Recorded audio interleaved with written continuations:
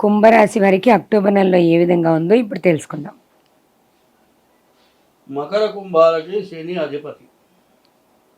ఈ రాశి వాళ్ళకి శుక్రుడు బుధుడు లేకపోతే ఏ గ్రహాలు బాగాలి. మరి ఈ కుంభరాశికి అయితే మకర రాశికి కుంభరాశికి శని అధిపతి. ఈ శని యొక్క స్వభావం వక్ర స్వభావం. ఇప్పుడు అక్టోబర్ నెల దాకా కూడా వక్రించున్నాడు. అంటే ముందు పోతుంటే అందరి కళ్ళు ముందు కనపడతాయి, ఆయనకి వెనకాల కూడా కనపడతాయి కళ్ళు. మరి ఎవరు నడుస్తున్న శబ్దం, అడుగు ఎక్కడ వేస్తున్నాడో, ఎంత దూరంలో ఉన్నాడో, ఏం చేస్తున్నాడో గ్రహించగలిగిన అధికమైన శక్తి శనీశ్వరుడికి ఉంది. కాబట్టి శనీశ్వరుడి పూజ ఎవరైతే చేస్తాడో వాడిని శని ఎప్పుడు ఏమి చేయడు. రోజు నవగ్రహాల గుళ్ళోకి వెళ్ళి శనికి నువ్వుల నూనె వేసి కాసిన నువ్వులు వేసి ఓ బెల్లం ముక్క నైవేద్యం పెట్టి దీపారాధన చేసి ఎవరైతే దండం పెట్టొస్తారో వాళ్ళని శని ఎప్పుడు కూడా ఏమి చేయడు. అయితే చేయడు కదా అంటే అది ఎప్పుడంటే మనకు ఏమాత్రం శక్తి లేకపోతే. ఏమి శక్తి లేదండి, పత్రం పుష్పం ఫలం చూడమన్నారు. ఆఖరికి ఒక ఆకు తీసుకొని దేవుడు పెట్టినా లేనప్పుడు చుట్టుపడతాట. ఎందుకంటే ధర్మశాస్త్రాలు ఒక రకంగా చెప్పింది, ఎప్పుడు కూడా తల్లిదండ్రులను పూజించాలి. తండ్రి చచ్చిపోయిన తర్వాత ఖచ్చితంగా ఆ తిథులు రాబ్దికం పెట్టాలి. మరి ఒకప్పుడు మనకు బస్సులు, రైళ్ళు, విమానాలు లేవు. నడిచి వెళ్ళాల్సి వచ్చేది. నడిచి వెళితే అరణ్యంలో పోవాల్సి వస్తుంది, ఎడారి ప్రాంతం, ఇసుక ప్రాంతంలో పోవాల్సి వస్తుంది. అట్లాంటి రోజు తద్దినం వచ్చిందనుకోండి, ఏమీ చేయలేదు. స్నానం చేయడానికి నీళ్ళు ఉండవు. ఒంటి మీద గుడ్డ లేకుండా రెండు చేతులు ఎత్తి తండ్రిని తలుచుకొని దండం పెడితే 2 బొట్లు నీళ్ళు వస్తాయి, కళ్ళమ్మ నీళ్ళు. అది అశ్రుతర్పణ అన్నారు. ఈ అశ్రుతర్పణ కొన్ని వేల మందికి అన్నం పెట్టినప్పుడు వస్తుంది. ఎందుకంటే ఎప్పుడు కూడా ధర్మాన్ని మనం రక్షించాలి. ధర్మం రక్షతే రక్షిత. ఈ ధర్మాన్ని ఎట్లా రక్షించాలి అంటే దాని విధానం ముఖ్యంగా చెప్తారు. మన ఇంటికి వేళ కూర్చున్న మనిషికి అన్నం పెట్టాలి. మనం నలుగురికే వండుకున్నాము, ఈ మనిషికి ఎక్కడ పెడతామని ఆలోచించకూడదు. అన్నం తినబోయే టైంకి వచ్చిన వాడు శ్రీ మహావిష్ణువు. కాబట్టి మనం వాళ్ళకి పెట్టి వాడు తిన్న తర్వాత మిగిలింది తలగా పంచుకొని తిన్నా తప్పలేదు. అది గొప్ప దానం అంటాడు. అంతకు మించిన దానం ఇంకోటి లేదు. దానికంటే మించిన దానం ఇంకోటి చెప్పారు. ఏమిటంటే వినోబా భావే అని ఉండేవాడు. ఆయన మనం ఇంట్లో అన్నం చేరు బియ్యం వండుకోవాలండి. చేరు బియ్యం గిన్నెలో పోసేటప్పుడు అరిచి పెట్టి ఆ గిన్నెలో గిన్నెలో వచ్చే బియ్యం తీసి డబ్బా ఇచ్చేవాడు. ఆ డబ్బాలో పోసేవాడు. వారానికి ఒకసారి వచ్చేవాడు. ఆ డబ్బాలో బియ్యం తీసుకెళ్ళేవాడు.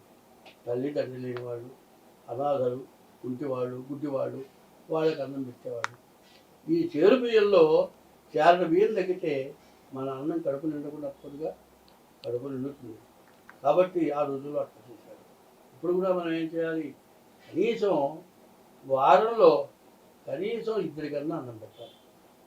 కనీసం ఆదివారం రోజు ప్రతి వాళ్ళు ఏం చేస్తున్నారంటే, ఇంగ్లీష్ వాళ్ళు చాలా గొప్ప ఘనకార్యం చేశారు. ఏమిటంటే మనం ఆదివారమే దేవుడిని పూజించేవాళ్ళం. సమస్త దేవతా స్వరూపం సూర్య భగవానుడు. సూర్యుడిని మనం పూజించేవాళ్ళం. అటువంటి సూర్యుడిని పూజిస్తూ ఉంటే వాళ్ళ మత ప్రకారం వాళ్ళు మన మతం ద్వేషంతో ఆదివారం రోజు చర్చిలో పూజలు మొదలుపెట్టి మటను పెట్టడం మొదలుపెట్టారు. ఈ మటను ఇష్టమైనటువంటి వాళ్ళు ఏం చేస్తున్నారు, శుభ్రంగా ఆదివారం సెలవు ఇచ్చారు, శుభ్రంగా స్నానం చేసి ఇస్త్రీ గుడ్డలు కట్టుకొని దేవుడి పూజ లేదు, దేవుడి దీపారాధన లేదు, అక్కడ మటన్ పెడతారు పోతున్నారు. ఇక్కడ పెట్టి ఏం పెడతారు, ప్రసాదం ఏం పెడతారు, అది పెడతారా? ఈ మా హిందూ మతంలో ఏం లేదు, అక్కడే బాగుందని పోతున్నారు. అది ఎంత నష్టపడుతున్నామో తెలియదు. మరి సూర్య భగవాను చూడకుండా వాళ్ళు ఏమైనా పనులు చేస్తున్నారా? కాబట్టి ఆదివారం ప్రత్యేకించి దేవతా పూజలు చేయాలి. ఆ చెయ్యనటువంటి కర్మ మనం అనుభవిస్తున్నాం. ఎన్ని గ్రహాలకు పూజ చేసినా దానివల్ల నష్టపడుతున్నాం. మరి తల్లిదండ్రులను చూడకపోతే అదొక రకంగా నష్టపడుతున్నాం. మరి భార్యని హింస పెడితే కలకంటి కంట కన్నీరు లేపిన సిరి ఇంత నిలువ నేరదు సుమతి అని ఉంది. ఎందుకంటే ఇందాక కూడా చెప్పా, కాజేషు దాసి, కరణేషు మంత్రి, భోజ్యేషు మాత, శయనేషుడంబ, క్షమయా ధరిత్రి, షట్కర్మయుక్త కులధర్మపత్ని. ఆడమనిషిని ఎంత ప్రేమగా చూస్తావో ఆ ఇంటిని ఒక రాజుగారు పరిపాలించినట్టు ఆ మనిషి పరిపాలించగలుగుతుంది. తన సొంతానికి ఒక్క చేతితో ఉండి కూడా కుటుంబాన్ని మొత్తం పోషించిన వాళ్ళు ఉన్నారు. కాబట్టి భార్యని తల్లిదండ్రులని హింసించకుండా ఉండటం, ఆదివారం మాంసాహారం తినకుండా ఉండటం, ఆదివారం హిందూ దేవుణ్ణి నీ ఇష్టం వచ్చిన దేవుణ్ణి పూజించడం, సూర్యుడు ఉదయించేటప్పుడు బ్రహ్మ, మధ్యాహ్నం పూట ఈశ్వరుడు, సాయంకాలం పూట విష్ణుమూర్తి, 3 వేళలా సూర్య నమస్కారం చేయటం, ఇది ఎవరైతే చేస్తారో ఇన్ని బాధలు పెరగవు. ఏదైనా కొద్ది గొప్ప బాధలు వస్తే దేవాలయాలకు వెళ్ళినా, మా బొట్టు వారు చేసే యజ్ఞయాగాలు కథలుగా చేరినా మంచి ఫలితం వస్తుంది. ఈ కుంభరాశికి శని జన్మంలో ఉన్నాడు. చాలా ఇబ్బందికరమైన టైము. ఇంతవరకు చాలా సంవత్సరం నుంచి చాలా కష్టాలు పడ్డారు. ఇంకో సంవత్సరంలో మంచి రోజులు రాబోతున్నాయి. కాబట్టి ద్వితీయానికి వస్తే ధనాధిపతి అంటారు శని, అక్కడి నుంచి రక్షిస్తాడు. కాబట్టి ఇప్పుడు తప్పకుండా మీ జాతకం చూపించుకోండి, మీకు అన్ని విధాలా బాగుంటుంది. కాని వాళ్ళకి వివాహం అవటానికి అవకాశం ఉంది. వ్యాపారం చేసుకునే వాళ్ళకి వ్యాపారంలో మంచి లాభం కలుగుతుంది. స్వస్తి.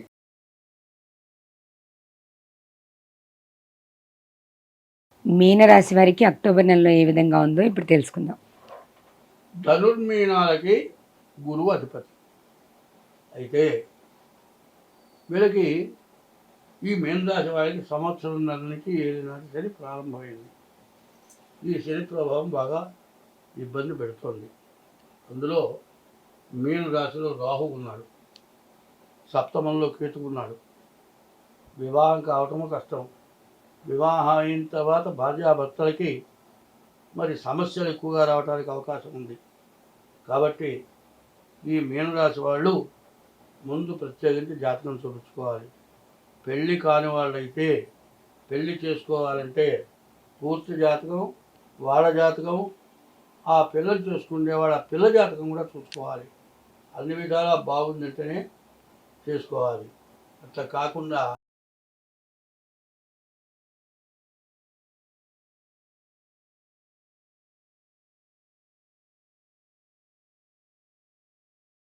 సలహాలు ఇటువంటివన్నీ కూడా ఉంటాయి. కాక మధ్యలో నాబోటి వాళ్ళు తగాదాలు పెట్టేవాళ్ళు ఉంటారు. దీనివల్ల సమస్యలు బాగా పెరిగి విడిపోవడం చేతగాక కోర్టుకు వెళ్ళినా తేలక ఇబ్బంది పడేవాళ్ళు ఎవరైనా ఉంటే ఈ గణపతి దీక్ష వల్ల వివాహం కాకపోతే వివాహం అవుతుంది. వివాహం అయ్యుండి సమస్యలు ఉంటే వివాహం అయిన తర్వాత సమస్యలు కూడా తీరుతాయి. అదే కాదండి, అప్పులు ఉంటే తీరుతాయి. మళ్ళీ ఉన్నతమైన స్థాయికి వస్తారు. ఒక్కసారి గణపతి దీక్ష చేసినట్లయితే దానికి ఎదురంటూ ఉండదు. చాలా బాగుంటుంది. కాబట్టి ప్రత్యేకించి ఈ మీనరాశి వాళ్ళు, కుంభరాశి వాళ్ళు, మకర రాశి వాళ్ళు ముందు ఈ గణపతి దీక్ష చాలా అవసరం. ఈ గణపతి 33 కోట్ల మంది దేవతల శక్తితో ఉద్భవించాడు. తర్వాత ఈ గణపతికి సహస్రం అవుతుంది. గకారాది గణపతి సహస్రం అంటారు. ప్రతి నామానికి కూడా గకార బీజాక్షరం ఉంటుంది. ఏమి దానివాడు గం గణపతయే నమః అంటారు. గా గాని గీ గాని గే గాని గో గాని ఏదో ఒక అక్షరం ప్రతి నామానికి మొదటిగా వస్తుంది. 12 గణపతులు, 12 మంది గణపతులు. ఈ 12 గణపతుల యొక్క మంత్రానుష్ఠానం అందరూ చేయలేరు. అయితే ఈ 12 మంది గణపతుల శక్తి పొందాలి అంటే ఈ 40 రోజులు ఈ గకారాది గణపతి సహస్రంతో పూజ జరిగితే జీవితంలో కాని పనులన్నీ కూడా అవుతాయి. తర్వాత జీవితంలో ఎదుగుదల లేక ఇక మన జీవితం ఇంతే అనుకునేవాడు కూడా బాగుపడటానికి బాగా అవకాశం ఉంది. ఇట్లాంటి వాళ్ళు చాలామంది బాగుపడ్డారు. దాదాపు ఇప్పటికీ ఒక 60 సంవత్సరాల నుంచి పూజ చేస్తున్నా, 60 సంవత్సరాలకి కూడా దీక్ష ఇప్పిస్తున్నా. ఈ దీక్షతో పూజ చేస్తే ఎదురంటూ ఉండదు. గణపతి భోజన ప్రియుడు, ఆయనకి ఆహారం ఎక్కువ కావాలి. ఒకసారి గుంటూరులో చేస్తూ ఉంటే కూతురు వచ్చేవి. ఒక 50 మంది దీక్ష చేస్తున్నాడు. ఓళ్ళు లడ్డు తెస్తాడు, ఓడు మైసూరు పాకులు తెస్తాడు. ఇట్లా 50 పళ్ళాలు వచ్చేవి. వాడు కొబ్బరి బొండాలు తెస్తాడు, వాడు అరటి పళ్ళు తెస్తాడు, కొబ్బరికాయలు తెస్తాడు. ఆ గోడ చూద్దామా 15 అడుగుల గోడ, ప్రహరీ గోడ. ఆ గోడ మీద గుర్తు కూర్చుంటాయి.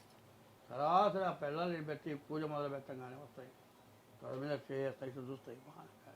ఎవరేం మాట్లాడొద్దు అంటే వాళ్ళకి వాటికి కావాల్సినవన్నిటిని తిన్న తర్వాత మిగిలినవే దేవుడి నైవేద్యం పెట్టారు. అట్లా చేసిన తర్వాత 40వ రోజున అన్నదానం చేశాం. అన్నదానం అనకూడదు, అన్న ప్రసాదం అంటారు. అది కనీసం ఒక 1/2 కిలోమీటర్ల దూరం టేబుల్స్ అటు ఇటు వేసి భోజనం పెడితే మధ్యాహ్నం 3 గంటల నుంచి రాత్రి 11 గంటల వరకు 16 రకాల పిండి వంటలతో భోజనం పెట్టారు. అది చూసి సంతోషపడి చాలామంది ఎదురేసి పెట్టారు. అది ఈ సంఘంగా ఉన్నవాళ్ళు పెట్టడం కంటే బయట వాళ్ళు వచ్చే ఖర్చు ఎక్కువ పెట్టారు. అటువంటి పూజ గణపతి పూజ, అందులో ఎంత చెడిపోయిన వాళ్ళు కూడా బాగుపడ్డారు. కాబట్టి ఈసారి గణపతి దీక్ష చేయాలని ఆలోచన ఉంది. అది మాత్రం ఎవరైనా అవసరమైన వాళ్ళు ముందుగా సంప్రదించాలి. కనీసం 15-20 మంది లేనిది మాత్రం పూజ మొదలు పెట్టడం. అది కావాలనుకునే వాళ్ళు ముందుకు కలిసి సంప్రదించండి, మీకు అన్ని విధాలా జరుగుతుంది.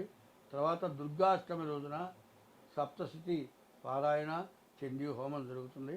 స్వస్తి. ధన్యవాదాలు గురుగారు.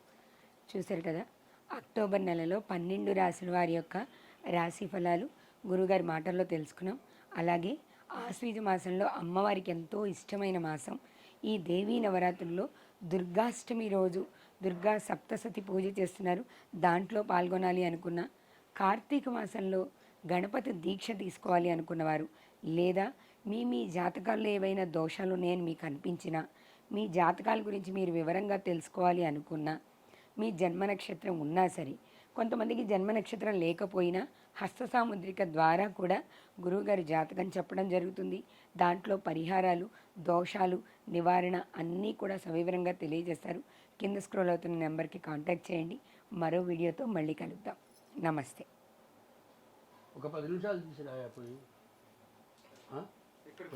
గుళ్ళోనే